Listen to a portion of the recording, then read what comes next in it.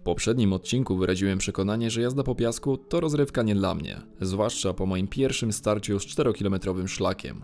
Jednak dzisiejszego dnia przeszedłem sam siebie, bo podjąłem się o wiele cięższego wyzwania. Chciałem przejechać część trasy legendarnego starego rajdu Paryż-Dakar, wiodącego między Merzugą a wioską Ramlja, a następnie kontynuować podróż na północ, pokonując w sumie około 160 km przez nieznany mi teren. Niektórzy z Was mogą się zastanawiać, skąd ta zmiana? Przecież niedawno sam mówiłem, że to nie moja bajka. Tak, byłem tego zdania. Aż do dzisiejszego poranka, kiedy to otrzymałem wiadomość od Krystiana, która sprawiła, że zrewidowałem swoje plany. Hi, I hope you had a nice day. The piste in direction to Zagora has a deep sand field. Impossible to do that alone with loaded bike. I needed help from people of one village. That cost me 50 euros. I only managed it to come to Sidi Ali. I nearly died. I was so overheated, so I spent sleeping in a tent with Melmad's half day to recover. It was horrible. If your friend knows a way around the deep sand after Ramlia, you should go with him. It is only the 7 kilometers after Ramlia very difficult. Nasze drogi rozstały się dzień wcześniej, ponieważ jego celem była Mauretania. Ja natomiast zrobiłem sobie dzień przerwy od motocykla i wkręciłem się na wycieczkę objazdową z samochodami po pustyni z ekipą z Polski. Krystian, ruszając wczorajszego dnia, obrał zatem kierunek z Merzugi do wioski Ramlja, a potem w kierunku Sidi Ali i Zagory, tak jak prowadzi fragment starego rajdu Paryż-Dakar. Oprócz tej wytyczonej trasy miałem jeszcze dodatkowy plik GPX, który otrzymałem od Asi, motocyklistki i podróżniczki z Polski. Nie był to jednak szlak sprawdzony przez nią, ale postanowiłem podjąć próbę przejazdu tą trasą, kierując się przekonaniem, że może okazać się ona łatwiejsza. Ponadto była ona nieco krótsza pod względem kilometrów, co dawało mi szansę na spełnienie jednego z moich małych marzeń, czyli przejechanie odcinka rajdu Paryż-Dakar i doświadczenie jego niepowtarzalnej pustynnej atmosfery. Dobra, właśnie droga asfaltowa się skończyła i rozpoczyna się droga terenowa chyba.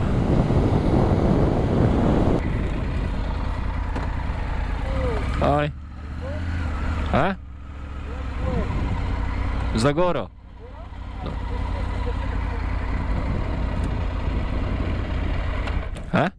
This piste is difficult for big motors. You have sand, you have fish. Yeah, but I know I ride no Zagora. Does I ride in here. To Sidi Ali? Here, Ramlia. Yes, Ramlia is here. Ramlia. Yeah, in Ramlia and I north. No, this is difficult for big motors. You go for this piste, for this way. Here? Yes, it's good piste. You have it's good piste. It's not fish. It is why you have this picture at this moment. You have this picture for big motor. To Ramlia. This moment. Like this. It's difficult. You have sand. You have fish. Okay. If you have one for me, you can go for me for motorbike, for one good piece. After is here, for two is here.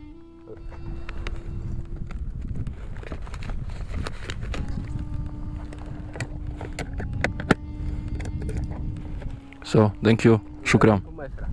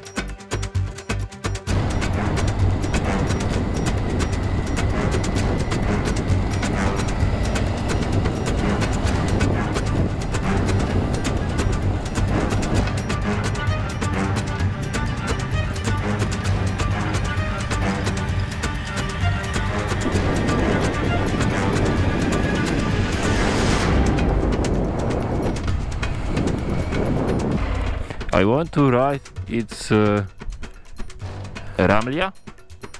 رملية Ramlia. تحت توجد Here? نو ترافل Okay.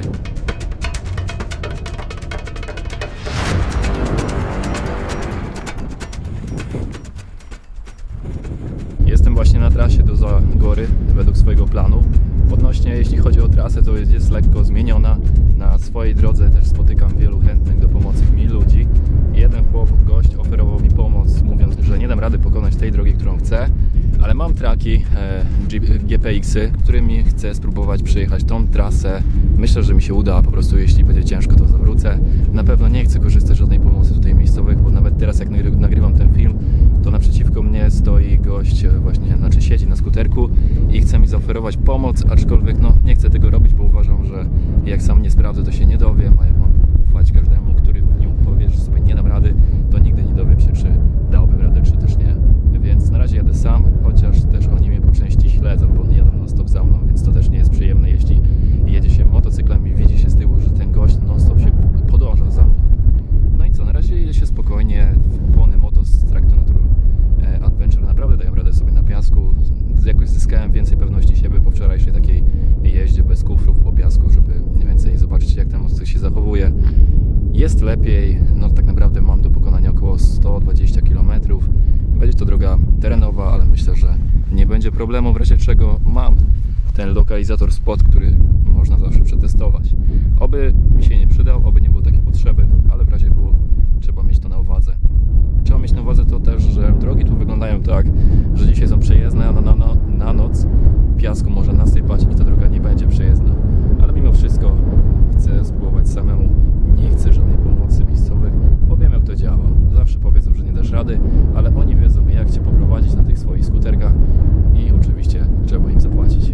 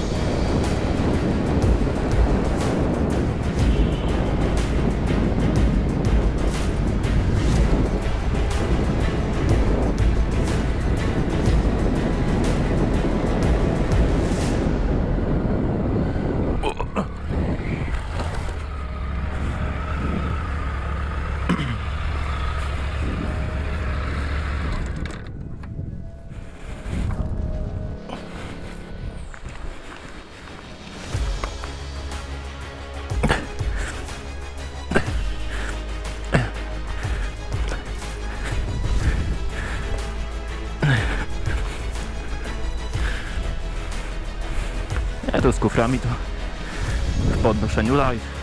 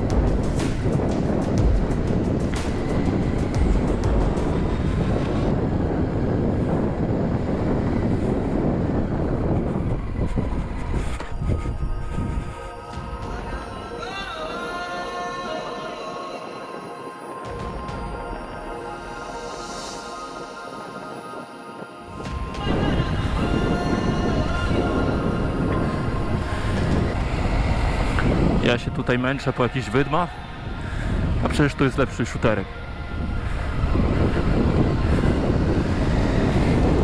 No, tyle że...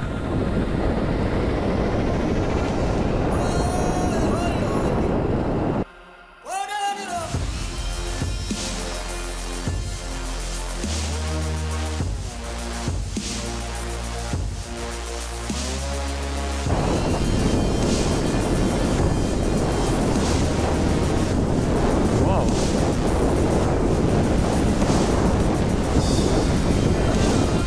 Ale czas.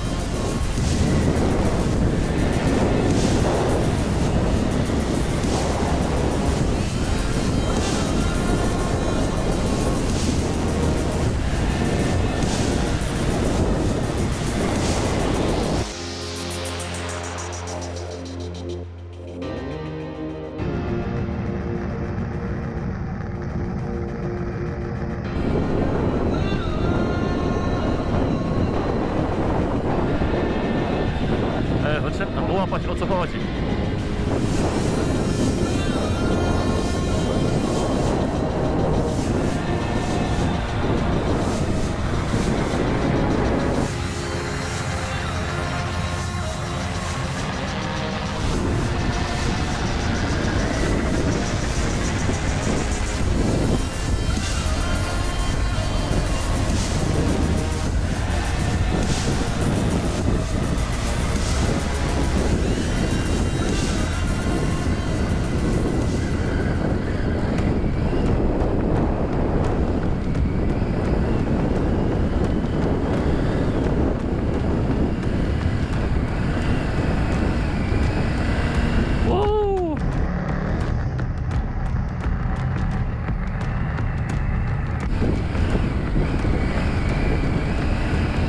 Co, Triumf nie pojedzie?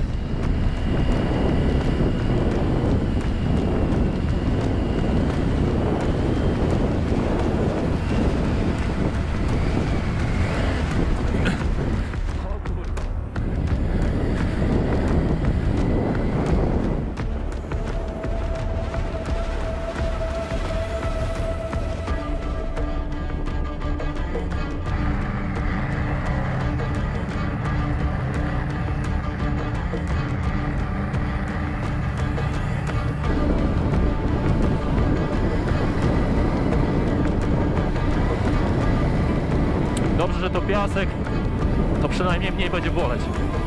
Chyba, że się jakiś kamień trafi.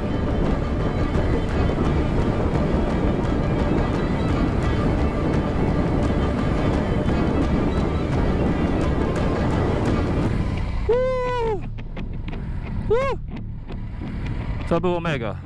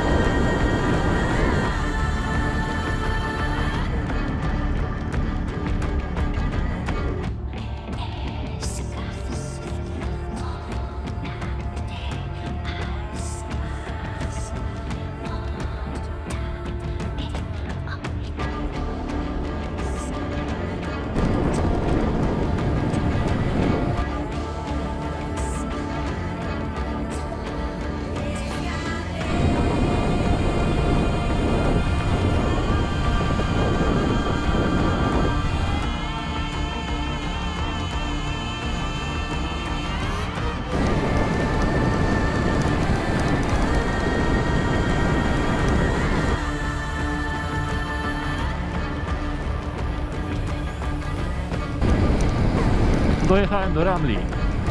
Jednak się dało normalnie dojechać. A nie tak jak mi ci tam podpowiadali, że nie dojadę. Nie tym motocyklem. Jestem sam, nie poradzę sobie.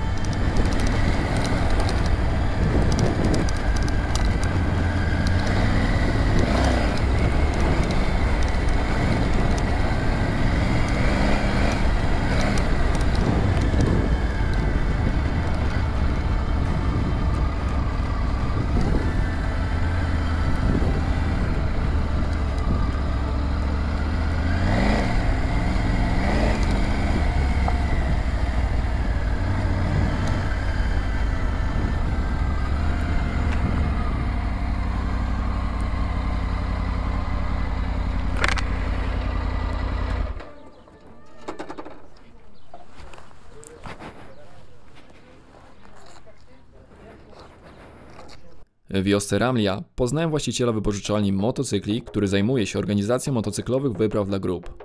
Zwróciłem się do niego z pytaniem o trasę na północ od Ramlia. Czy samotny przejazd w tamtym kierunku to dobry pomysł i jak prezentują się tam warunki terenowe oraz czy są do pokonania? Jego odpowiedź była niepokojąca. Uważał to za zły pomysł. Trasa była trudna, z dużą ilością piasku, a motocykl, którym się poruszałem, mógł się okazać zbyt ciężki. Niemniej jednak zaproponował alternatywną ścieżkę.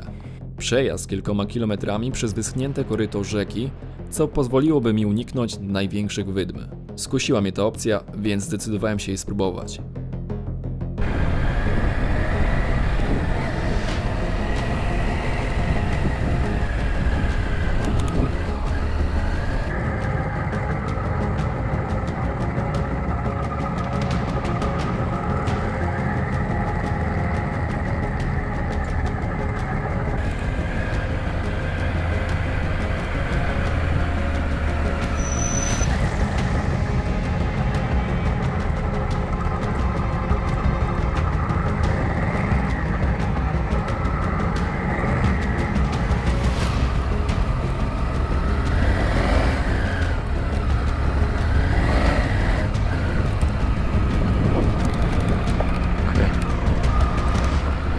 Dałem wszystko, co miałem tym dzieciakom w tej wiosce Ramlia, to znaczy dałem im kolorowe długopisy i zeszyty.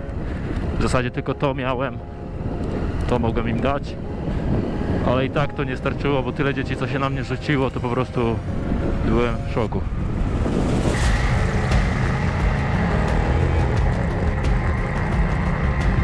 Problem pojawił się, gdy tylko wjechałem na głębszy piasek, szukając wspomnianego koryta rzecznego. Nie miałem pojęcia, gdzie ono może być. Zgodnie z otrzymanymi wskazówkami, powinno znajdować się gdzieś blisko, na prawo od ścieżki, lecz nie mogłem go zlokalizować. Jazda po piachu stała się coraz bardziej wymagająca.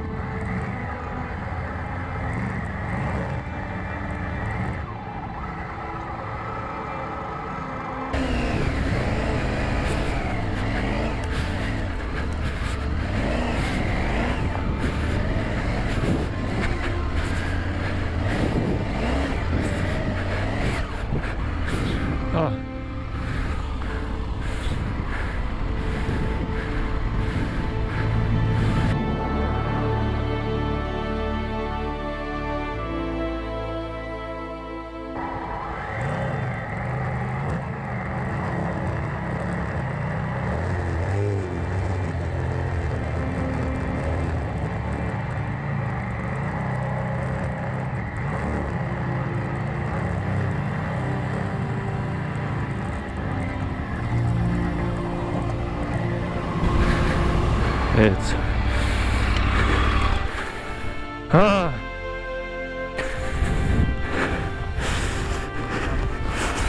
Hi.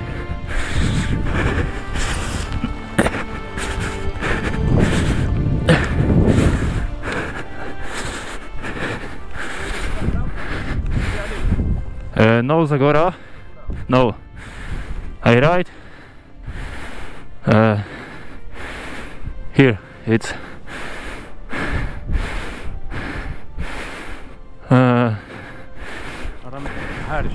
yeah, I must Yeah. ride with river. Yeah, there you go. But I don't know, it's river, it's... Just here, just little bit. Sand after no Niagara and sand. Just little bit. How much? Sand. It's no for this? No. No?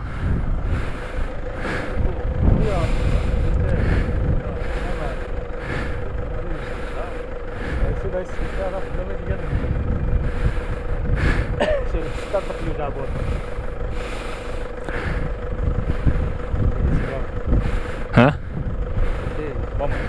To here, this? No? Wait. Hello. Hi. How much this kilometer is this sand? 5, 6.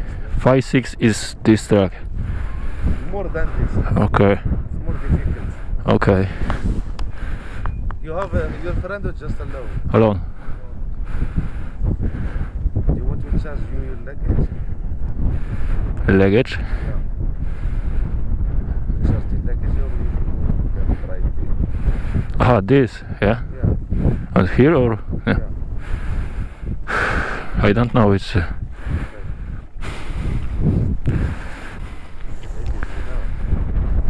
So, I back. Huh? I think it's good, it's idea is when I back. It's safe. Yeah? You come back, it's safe.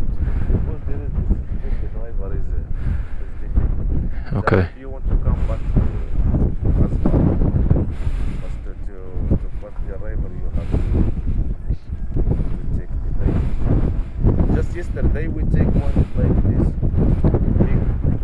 We take like This Österreich, Austria?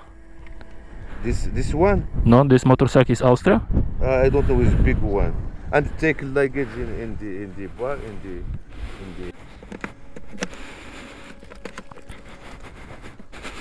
Vamos już jest to.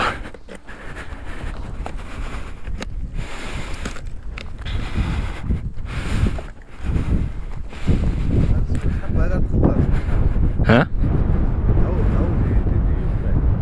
Ah, okay. 20 euro? 20 euro?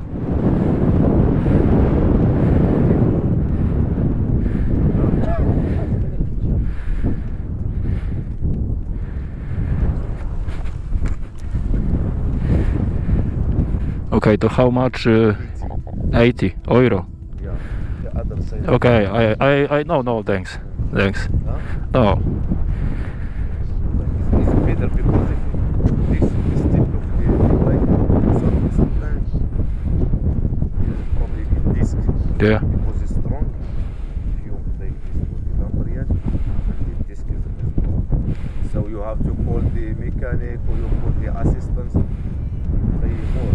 Yeah, I know, but okay, it's this is difficult, but it's okay.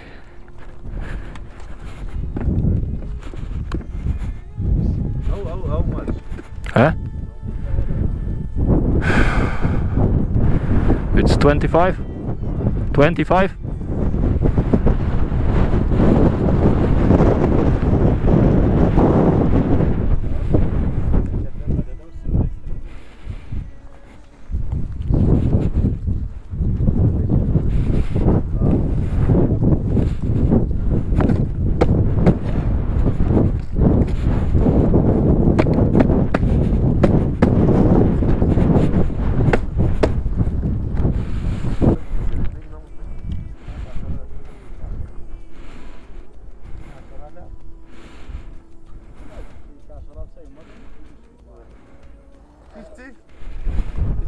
Oh no, it's expensive for me. بس ده حنان يا يخطن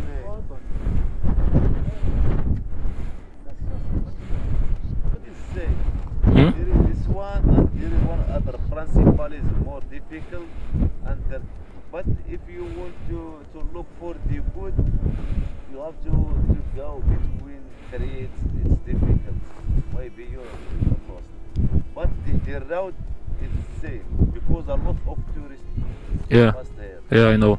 It's safe. Yeah. No one better the other.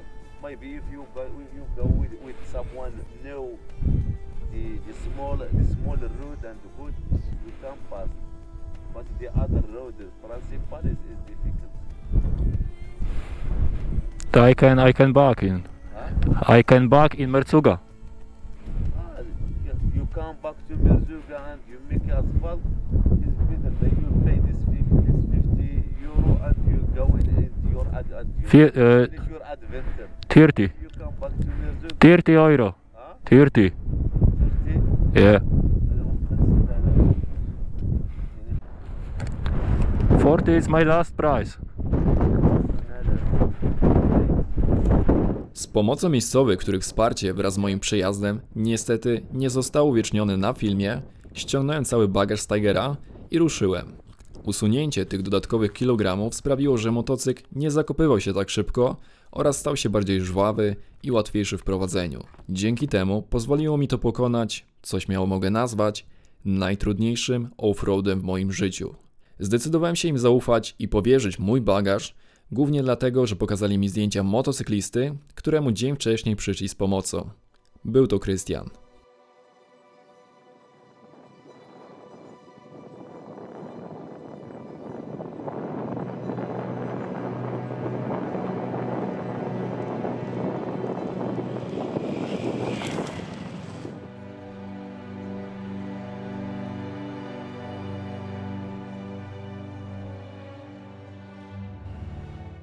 I just spent a really good night in Sidi Ali. It is like a small palace, with good food, nice pool, and I'm the only guest. If you are tired, stay here. It costs 65 euro, but it is worth it. Przeglądając kolejną wiadomość od Krystiana, marzyłem o wspaniałym hotelu, który polecił mi wiosce Sidi Ali oraz wyobrażałem sobie, jak orzeźwiam się w basenie i relaksuję. Ale rzeczywistość szybko zweryfikowała moje marzenia. Znów napotkałem problem. Zawiodła mnie nawigacja Osmat, co mogło być spowodowane przegrzewaniem się telefonu. Aplikacja reagowała z opóźnieniem, nie pokazywała mojego aktualnego położenia oraz zacinała się. Gdy sięgnąłem po papierową mapę i kompas, uświadomiłem sobie, że mam przed sobą tylko jedną ścieżkę, wiodącą na zachód, prosto przez wydmy w kierunku Sidi Ali. Był to właśnie ten najtrudniejszy odcinek trasy, przed którym ostrzegał mnie Krystian.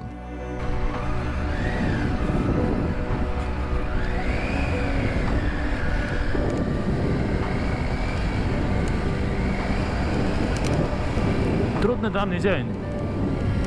To jest pewne. Ale pewne też jest to, że kolejny chłopak się pojawił, żeby mi pomóc. Tylko ja tej pomocy za bardzo nie chcę, Ale pewnie będzie za mną jechał, bo mówi, że jedzie po jakichś 2 turystów, co za bardzo nie chce mi się wierzyć.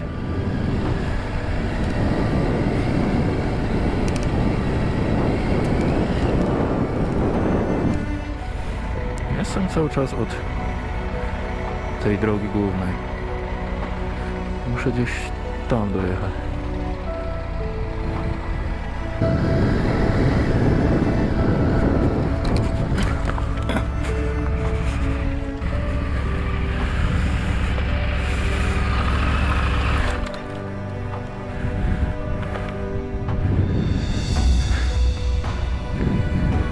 A Jezu.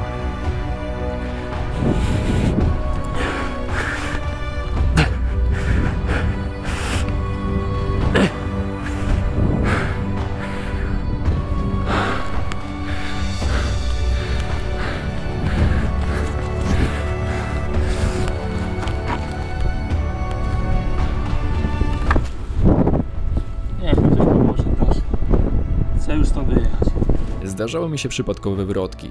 Zdawały się błahe, ale każda z nich wymagała nie lada wysiłku, by podnieść 900 z ziemi.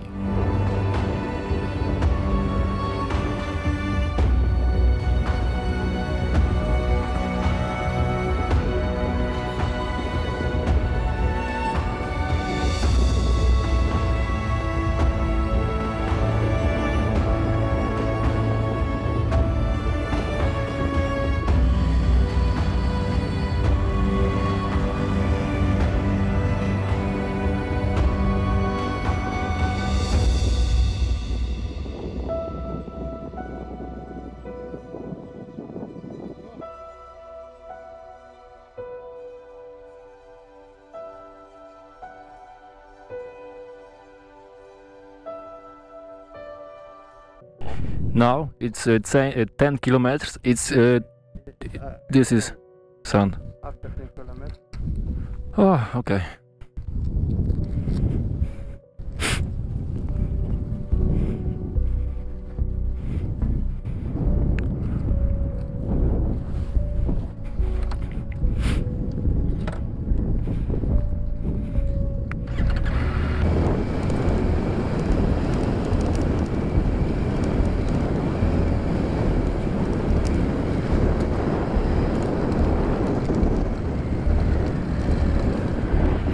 Kolejny zły obrót wydarzeń zastał mnie na tej wyboistej trasie. Mój kij, na którym było zamocowane GoPro, okazał się być niewystarczająco zabezpieczony i w trakcie jazdy opadł na ziemię, roztrzaskując się na 2 kawałki. This is fucking crazy day. W tym zamieszaniu straciłem z oczu moje GoPro Hero 6. Jednak po chwili gorączkowych poszukiwań odetchnąłem z ulgą, odnajdując kamerę po zaledwie kilkunastu minutach.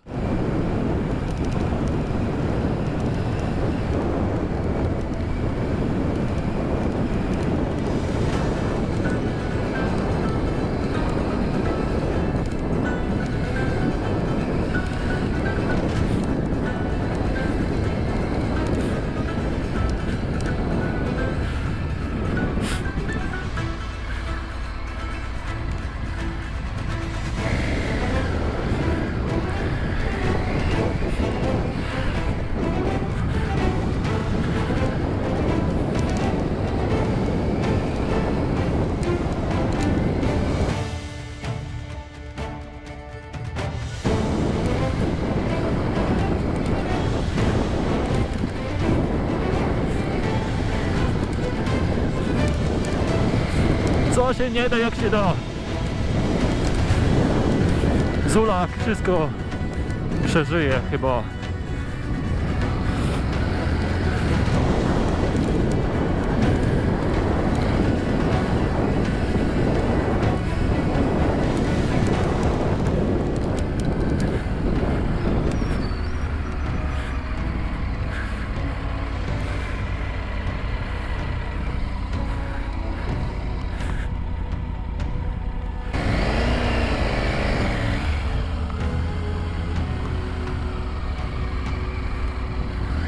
Moje zapasy wody kurczyły się niebezpiecznie, mimo że zabrałem ze sobą niemal 5 litrów.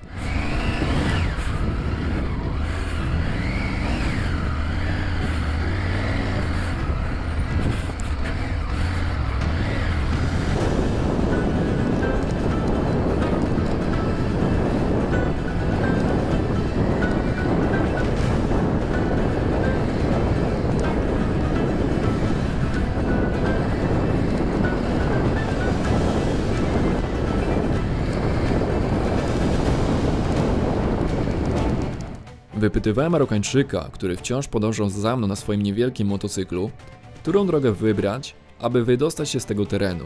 I to on głównie wskazywał mi kierunki prowadzące przez te piaskowe przestrzenie, zapewniając przy tym, że jest to najlepsza opcja dla mnie. Here? Yes?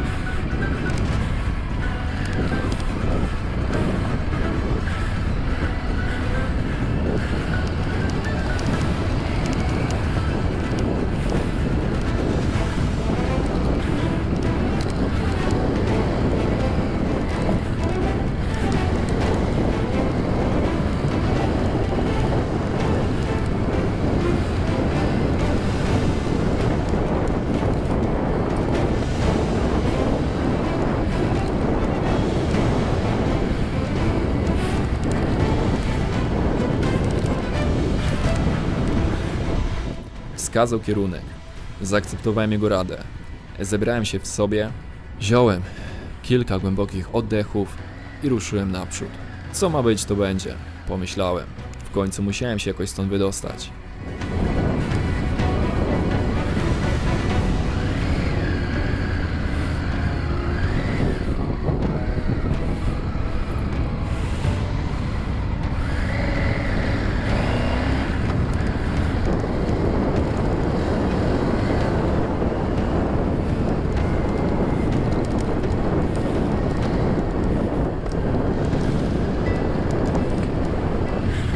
To będzie najlepszy film we wszechświecie.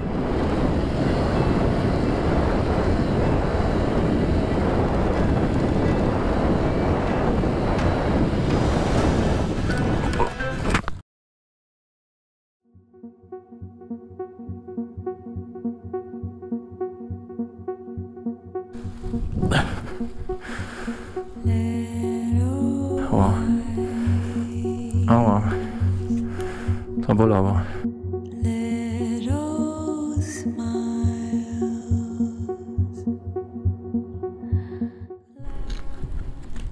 Powoli przestaje mnie to śmieszyć.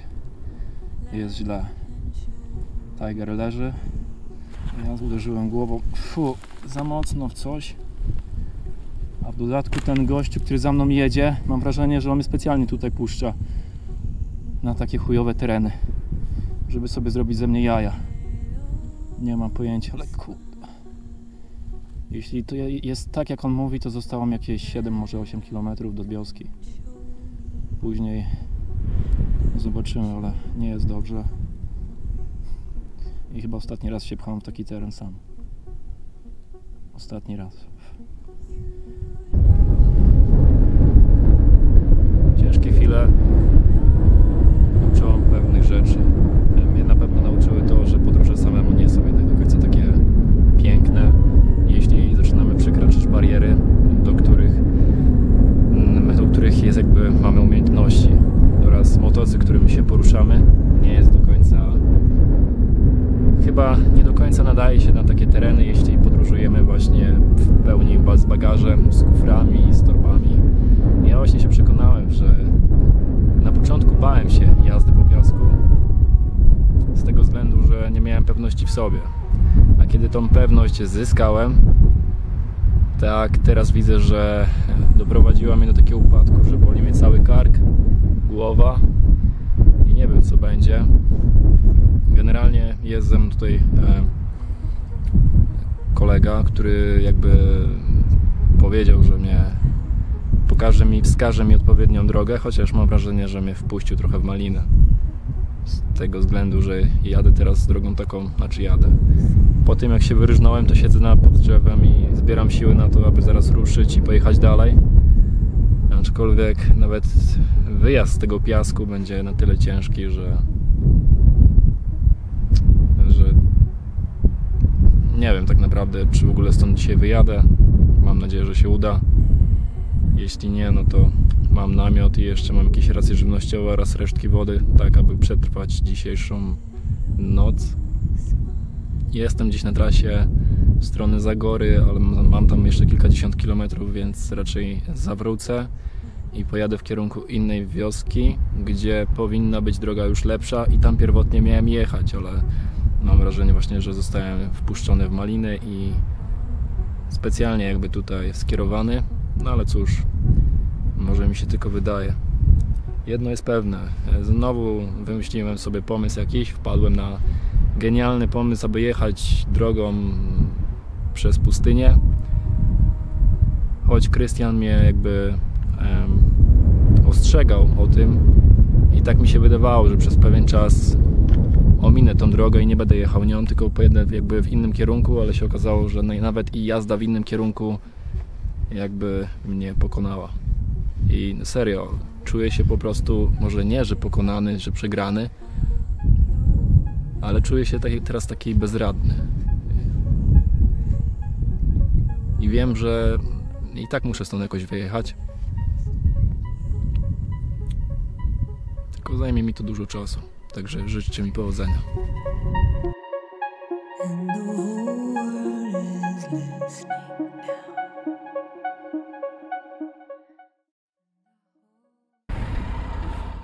Zauważyłem, że lokalni nie przemierzają pustynnych tras swoimi pick-upami dla rozrywki, lecz dorabiają sobie w ten sposób, szukając i ratując z opresji turystów takich jak ja, samotnych lub w parze, w pokonywaniu tych trudnych odcinków, często zakończonych fiaskiem.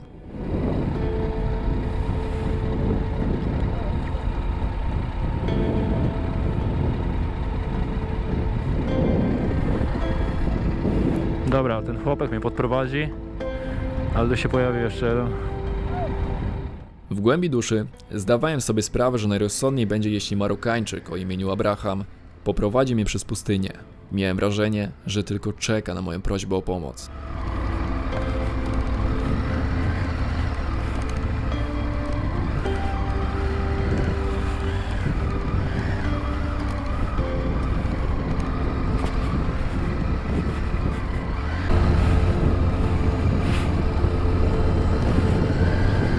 Podjąłem pierwszą próbę ruszenia i w krótkim czasie doświadczyłem kolejnej wywrotki.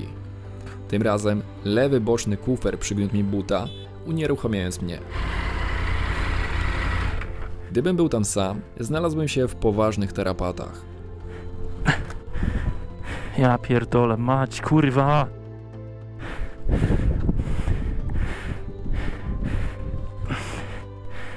My food.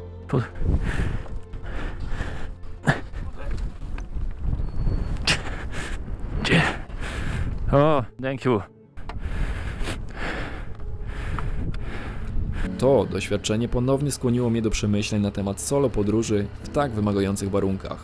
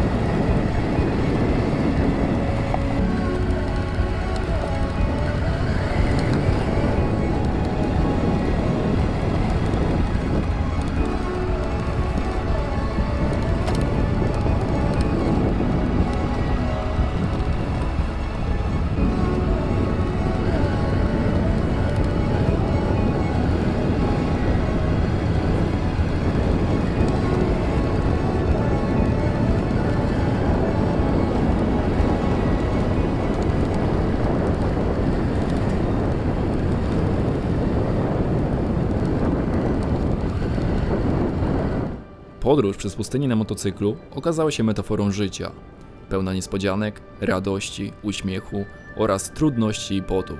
Każda wywrotka, każdy nieoczekiwany zakręt, wydmy, kolejny uczyły mnie cierpliwości i pokory. Ale właśnie te momenty, kiedy wydaje się, że wszystkie siły opuszczają, a horyzont za mgłą piasku wydaje się nieosiągalny, są tymi, które kształtują charakter. I kiedy w końcu osiągnąłem swój cel, zmęczenie i stres zniknęły, zastąpione przez niewypowiedzianą radość i satysfakcję. Te pozytywne chwile na końcu trasy, które przychodzą nieoczekiwanie, to one sprawiają, że wszystkie trudy nabierają sensu. Przygoda nauczyła mnie, że bez względu na przeszkody zawsze jest przestrzeń dla triumfu, a każde wyzwanie jest jedynie ukrytą lekcją siły.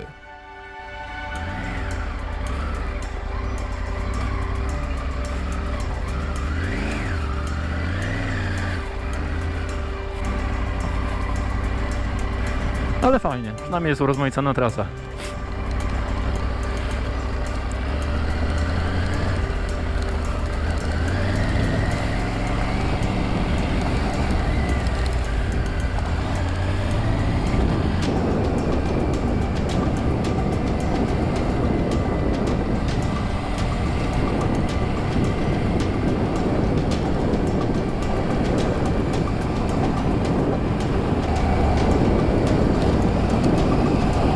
Dla takich chwil warto jest żyć. Choć bywa ciężko, to zawsze pojawia się w Maroko anioł stróż, który pomaga. Tylko jestem ciekaw, ile ta pomoc będzie mnie kosztować.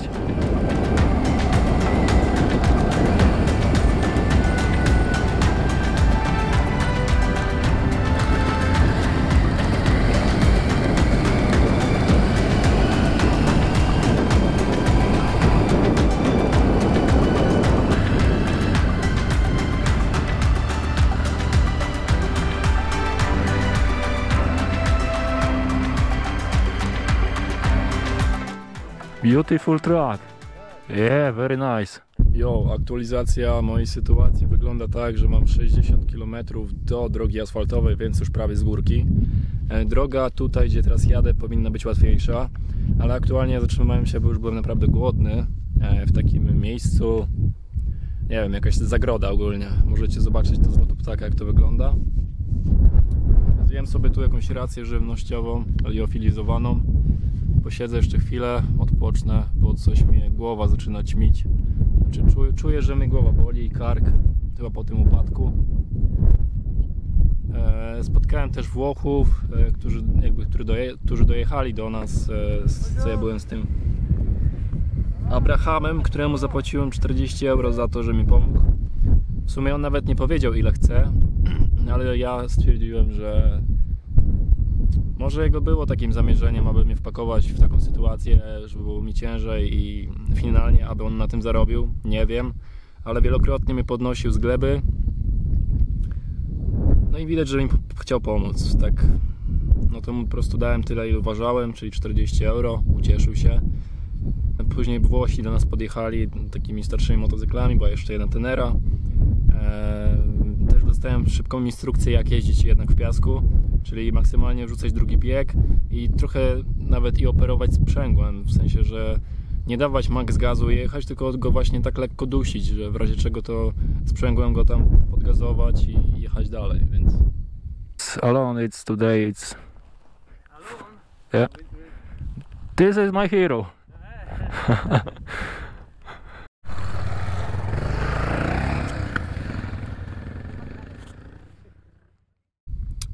Więc jest jak jest. Minąłem teraz wioskę, w której widziałem, że jest agroturystyka, aczkolwiek myślę, że pojadę dalej. Tak mi się wydaje. Chociaż mnie właśnie coraz bardziej głowa zaczyna boleć, więc jeszcze zobaczę. Przemyślę to, jak zjem.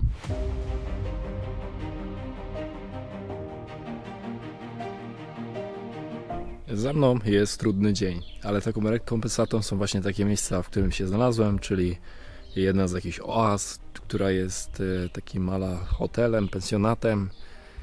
Jest też tutaj basen, z czego zaraz skorzystam. Koszt to jest 50 euro. Do tego jest właśnie kolacja o godzinie 19:20 i śniadanie. Ciężki dzień był, ale jak wszystko zawsze kończy się szczęśliwie. Zostało mi 60 km do drogi asfaltowej, potem raczej już nie będę się zapuszczał na pustynię. Myślę, że to był taki ostatni mój wyczyn samemu. Może gdybym faktycznie z Krystianem się zgadał i byśmy pojechali razem, sytuacja by wyglądała inaczej. A tak to każdy z nas nauczył się na swoich błędach. Bo chyba nie wiem, czy to można nazwać błędem, bo w sumie gdybym nie sprawdził, nie pojechał, to bym się nie dowiedział. A teraz wiem, powiedzmy, że przetarłem szlaki i mogę Wam też przekazać tą wiadomość, że jeśli będziecie chcieli jechać z Zagory z Mercugi do Zagory, bądź z Zagory do Mercugi, lub tak jak ja z Mercugi do tej miejscowości, gdzie jestem aktualnie, tu się wyświetli nazwa, to pamiętajcie, że motocyklem typu Adventure, czyli coś takiego jak Tiger 900 Rally Pro, bądź wagowo podobny, z kuframi i tym wszystkim, jeśli jedziecie samemu, to nie róbcie tego. To nie jest dobry pomysł, ja już wiem, że to nie jest dobry pomysł. Chyba że może macie jakieś dobre umiejętności w jeździe terenowej po piasku, aczkolwiek no ja miałem trochę dzisiaj dźwigania i trochę ludzie mi pomagali i nie chcę tego powtarzać, naprawdę. Jeszcze czuję w karku, że to nie był najlepszy pomysł, chociaż się udało. Trzeba było za to też zapłacić, aczkolwiek drugi raz bym tego nie zrobił.